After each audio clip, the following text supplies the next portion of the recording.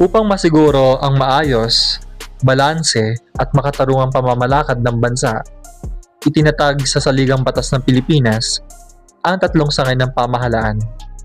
Layunin ng paghahating-hating ito na maiwasan ang pang-aabuso ng kapangyarihan at magkaroon ng checks and balances o pagsasanggalang at pagbabantayan sa isa't isa.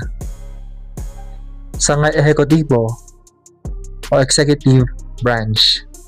Ito ang sangay na nagpapatupad ng mga batas at namamahala sa pang-araw-araw na pamamalakad ng pamahalaan. Pinamumunuan ito ng Pangulo ng Pilipinas na siyang itinuturing na pinuno ng Estado at ng pamahalaan. Kasama ng Pangulo ang Pangalawang Pangulo, mga kalihim ng gabinete, at iba pang ahensya ng pamahalaan. Tungkulin ng ehekutibo ang pagpapatupad ng mga batas, pangangalaga sa seguridad ng bansa, at pagtitiyak ng maayos na serbisyong panlipunan para sa mamamayan. Sangay lehislatibo o legislative branch. Ang tungkulin ng sangay na ito ay gumawa, baguhin o magbawas ng mga batas. Tinatawag din itong Kongreso ng Pilipinas na binubuo ng dalawang kapulungan. Una ay ang Senado, kinakatawan ng mga senador na inihalal ng buong bansa.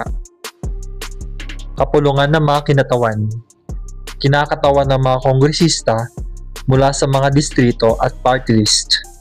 Sila ang bumubuo ng mga panukalang batas na kapag nagpatibay at nilagdaan ng Pangulo ay nagiging ganap na batas.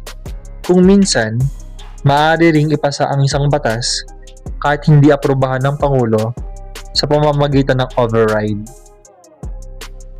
Sangay hudikatura o judiciary branch. Ito ang sangay na nagbibigay kahulugan sa mga batas at humahatol sa mga kasong may kinalaman dito.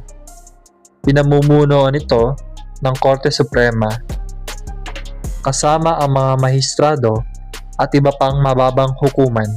Tungkulin nila na tiyakin na ang mga batas at mga hakbang ng pamahalaan ay naaayon sa saligang batas at hindi lumalabag sa karapatan ng tao.